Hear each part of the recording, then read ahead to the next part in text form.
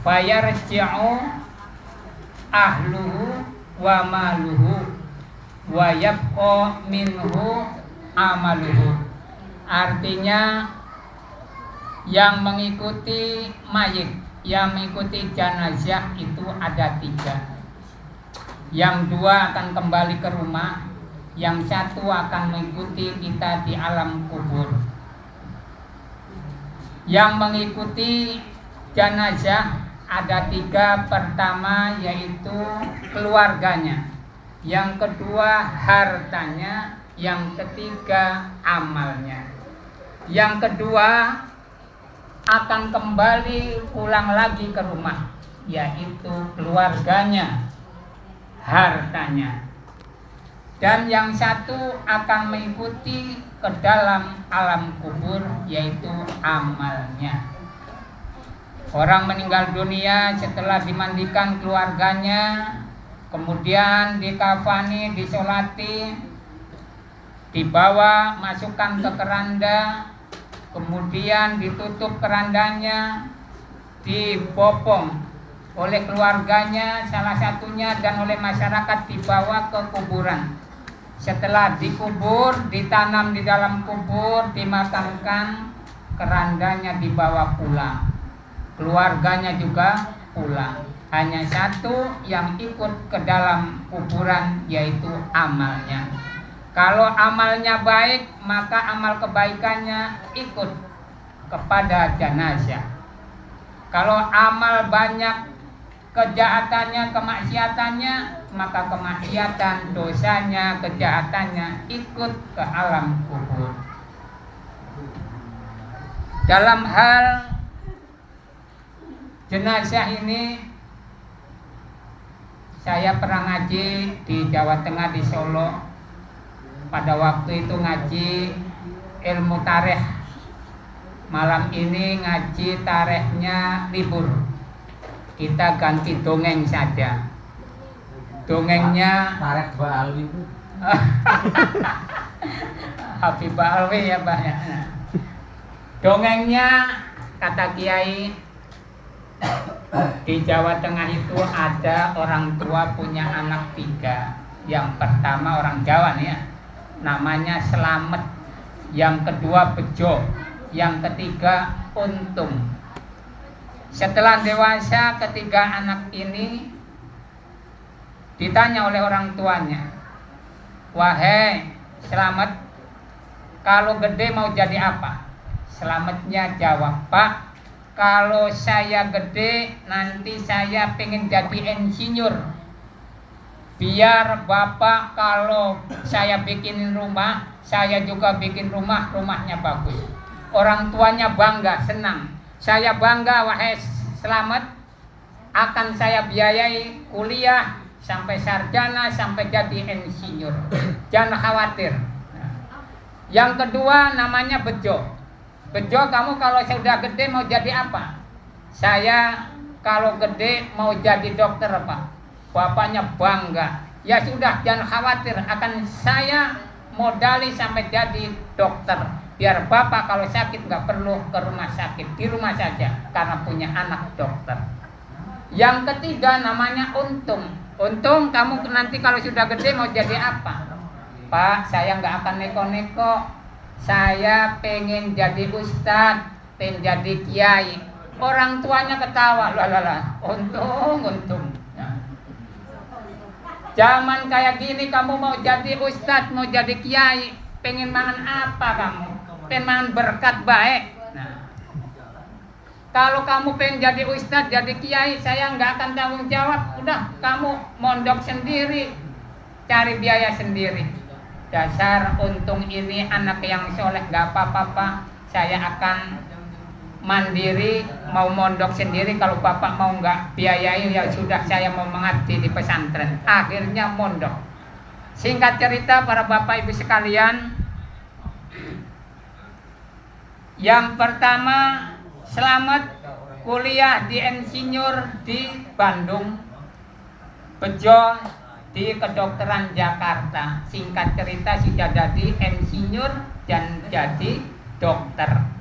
Akhirnya pulang pas hari libur, ngobrol bareng Dokter Bejo sama Insinyur Slamet. Pak, mumpung saya berdua libur, saya juga senang, alhamdulillah saya sudah mapan, harta banyak, kerjaan mapan, dokternya juga banyak pasien. Saya sekarang mumpung libur 1 minggu, saya mau menyenang-nyenang Bapak. Bapak pengennya kemana? Saya turutin.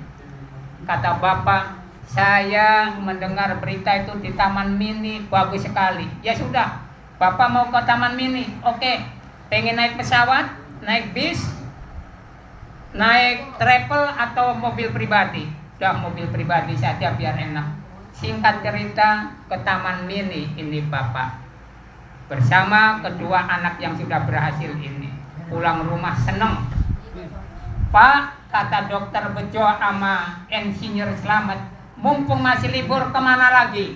Nah, ya sudah, saya pengen ke Tawangmangu di Grojogan Sewu, lihat air terjun. Senengnya luar biasa. Singkat cerita, setelah pulang, kemana lagi Pak? Saya pengen ke Taman Juruk di Sriwedari, cari lihat-lihat kebun binatang, diturutin. Yang keempat, saya udah capek, saya sudah seneng hatinya. Satu permintaan lagi Dokter Bejo anakku, Insinyur Slamet anakku. Apa permintaannya Pak? Saya pengen ke Keraton Solo Surakarta. Saya mau lihat kereta kencana, kuda Raja Solo, dan pakaian kerajaan di Solo. Berangkatlah anak dan bapak ini ke Keraton Solo. Lihat keratonnya bagus, seneng. Lihat kereta, Masya Allah, kereta kencana. Lihat kudanya bagus, pakaian bagus. Nyampe di rumah, wahai anakku, tolong, saya tadi senang sekali ke Keraton Solo. Tolong satu permintaan saya, bikinkan saya pakaian raja seperti tadi yang saya lihat, Raja Solo. Bikinkan saya kereta kencana yang berlapiskan emas. Dan bikinkan saya belikan kuda yang seperti kudanya Raja Solo.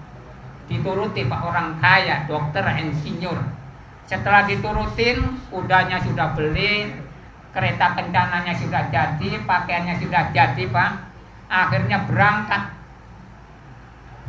ke Keraton Solo berserta kedua anaknya. Masuk di pelataran Keraton Solo, abdi dalamnya pada nyembah-nyembah. Disangkanya Raja Solo. Nyampe di dalam ada yang curiga, ini kayak beda, bukan raja kita. Coba kamu ngontrol di dalam. Ternyata Raja Solo aslinya lagi makan bareng bersama keluarga. Kurang ajar ini raja palsu. Setelah itu laporan, wahai raja, ini ada raja palsu, persis memakai pakaian kuda dan kereta kencana seperti raja. Orangnya mana? Suruh masuk. Kurang ajar, kata raja. Akhirnya disidang bapak dan kedua anaknya ini. Karena marah, akhirnya dihukum. Mau dihukum mati. Cuma nangis-nangis, Insinyur Slamet dan Dokter Bejo beserta anaknya, tolong raja, saya jangan dibunuh, jangan dihukum mati. Apapun syaratnya akan saya penuhi. Kata sang raja, ya sudah Pak, silakan pulang, tapi kamu harus membawa 4 hal. Contoh 4 orang supaya dibawa ke sini. Apa itu? Yang satu, contoh orang yang bahagia, yang susah, sengsara di dunia, tapi bahagia di akhirat. Yang kedua, bawa orang ke sini sebagai contoh orang yang bahagia di dunia, sengsara di akhirat. Yang ketiga, orang yang sengsara di dunia dan sengsara di akhirat. Yang keempat, bawa contoh ke sini orang yang bahagia di dunia dan bahagia di akhirat. Akhirnya pulang puyeng Dokter Bejo, saya nggak sanggup ini. Suruh cari contoh 4 hal tadi. Apalagi Insinyur Slamet. Saya juga angkat tangan Pak, wis apa jare sampean lah. Nah, dihukum mati ya los. Cuma Bapak jangan sampai kita dihukum mati. Nah, Oh, kita masih punya anak satu, barangkali Ustadz Untung bisa cari solusinya. Dipanggil Untung. Begini. Kata si Untung, Ustadz Untung orang yang beriman bertakwa kepada Allah, banyak ilmu agama, mondok lama. Pak, Mas, tenang saja. Segala sesuatu itu pasti ada jalan keluarnya. Tenang, saya akan hadapi. Tapi saya minta waktu. Waktu gimana? Saya mau istikharah. Nah, setelah itu istikharah dapat, tenang. Saya udah istikharah, saya udah punya jalan keluar. Kaget bapaknya, ya Allah, untung. Bener nggak kamu janji bisa ada jalan keluarnya? Kamu saya sepelekan, ternyata kamu yang saya idam-idamkan supaya saya selamat panjang umur. Ya sudah Pak, kapan mau ke Keraton Solo? Besok. Siap. Akhirnya bawa kendaraan Pak ke Keraton Solo. Nyampe di pinggir jalan ada orang mancing. Pak, berhenti dulu. Itu orang mancing, dengarkan. Orangnya mancing, tapi lidahnya selalu sallallahu ala Muhammad, sallallahu ala Muhammad. Selalu baca selawat, selalu wiridan. Bawa Pak. Kata kakak yang jadi dokter mancingnya, ngapain dibawa? Udah, turutin saya. Ini yang akan menyelamatkan nyawa bapak dan nyawa kamu. Nurut. Dibawa tukang mancing tadi. Pak, kamu mancing sehari dapat berapa? Ya enggak? Tentu, kadang dapat, kadang enggak. Ya sudah, saya kasih 100.000, saya ajak jalan-jalan ya Pak ya. Kemana? Ke Keraton Solo. Mau tukang mancing ini dibawa. Berangkat lagi di lampu merah. Ada orang pakai pakaian seksi perempuan. Nah, pakai lipstiknya tebal, bedaknya tebal 5 cm. Pakaian elekton, keleke katon, kulton, dengkule katon. Nah, Pak, itu orang suruh masuk. Hus, itu pelacur, masa suruh masuk ke mobil kita? Udah nurut. Ini orang yang akan menyelamatkan Bapak dan Mas Bejo dan Mas Slamet. Dibawa. Akhirnya, Bu, sampean setiap malam dapat berapa? Ya 500.000 mah dapat. Enggak kegedean. Kadang malah 1 juta. Masya Allah. Enak nemen pelacur. Sehari 500, 1 juta, kadang 2 juta. Udah, saya booking 500.000, paling beberapa jam saya ajak ke Keraton Solo, mau nggak? Mau. Dikasih 500.000, diajak jalan-jalan ke Keraton Solo. Di tengah perjalanan ada jembatan layang. Di bawah jembatan layang ada orang gimbal, gelandangan, lagi membakari kadal. Nah, makan daging kadal. Pak, berhenti. Itu gelandangan di bawah aja. Bus, kotor, jangan masuk mobil kita, nanti kena bakteri. Udah nurut sama saya. Ini yang akan menyelamatkan nyawa bapak dan kakak berdua. Nurut. Singkat cerita, nyampe di keraton, ketemu sang raja. Setelah ketemu sang raja, bapak ini laporan, wahai paduka raja, saya sudah mempersiapkan 4 contoh orang yang engkau minta, tapi mohon maaf, tadi mau masuk nih Pak, mau masuk, Dokter Bejo takut salah, takut kalah perkaranya. Pak, saya di luar saja, kata Dokter Bejo. Kenapa? Takut saya nantinya dibunuh oleh raja. Insinyur Slamet juga khawatir, saya juga nggak mau masuk Pak. Kata Ustadz Untung tadi, udah tenang, tanggung jawab saya yang akan menghadapi sang raja. Akhirnya kata sang bapak, boleh nggak?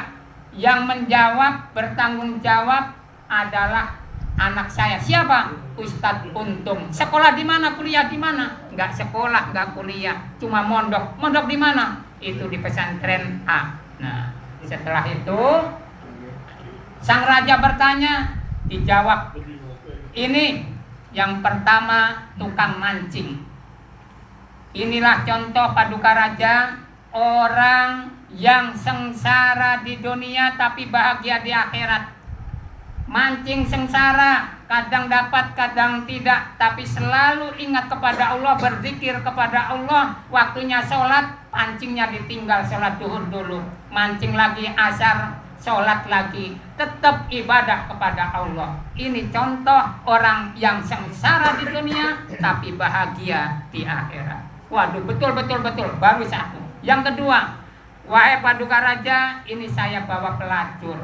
Pelacur ini setiap hari saya tadi ngobrol dapat 500, sejuta, kadang kalau lagi marema dapat di atas 2 juta. Anak marema gede dapat 2 juta. Masya Allah. Ini kerjanya sebentar, paling lama 1 jam selesai. Betul nggak Pak? Betul nggak Pak? Ngomong betul berarti pernah. Tidak lama kerjaannya dapatnya gede, kerjaannya di AC, kadang di hotel, di atas kasur. Naudzubillah. Tapi nanti di akhirat pelacur ini akan disiksa di dalam nerakanya Allah. Ini contoh yang enak di dunia, sengsara di akhir. Waduh, betul juga ini Ustadz Bejo ini luar biasa. Ustadz Untung. Ustadz Untung ini luar biasa ini. Bapaknya gedek-gedek, ya Allah, untung saya sepelekan malah bisa menyelamatkan nyawa saya. Yang ketiga ini gelandangan tiap hari, makannya tiap hari, tidurnya nggak karuan, ngetrek di pinggir jalan. Udah sengsara di dunia, makannya kadal, makanan haram. Masya Allah, dilarang oleh agama, dosanya banyak. Nanti di akhirat juga dilaknat oleh Allah. Naudzubillah. Ini contohnya orang yang sengsara di dunia dan sengsara di akhirat. Betul. Yang terakhir, silakan contoh orang yang bahagia di dunia dan bahagia di akhirat. Siapa itu? Nanti dulu wahai Paduka Raja, saya minta waktu 10 menit. Mau apa? Saya mau sholat hajat dulu. Oh ya silakan. Itu tuh di pojok tempat wudhunya itu ada musola, tempat saya zikiran dan sholat di musola. Akhirnya wudhu, sholat 10 menit. Sudah. Ustadz Untung bisa jawabannya? Bisa. Siapa yang bahagia di dunia, bahagia di akhirat? Yang bahagia di dunia dan akhirat, kata Ustadz Untung, adalah Paduka Raja. Paduka Raja itu orang kaya raya, banyak abdi dalamnya, banyak duitnya, adil kepada rakyatnya, tidak pernah mendolimi rakyatnya, sampai rakyatnya sejahtera. Selain itu Paduka Raja juga tidak lupa sholat 5 waktu, selalu beribadah kepada Allah Subhanahu wa Ta'ala. Paduka Raja orang yang bahagia dunia dan akhirat. Waduh, betul, masuk di akal. Pak, ini kalau boleh ataupun tidak boleh, Ustadz Untung saya jadikan mantu. Saya punya anak gadis 1 belum laku-laku. Waduh, bapaknya kaget. Betul enggak Paduka Raja? Betul, harus mau.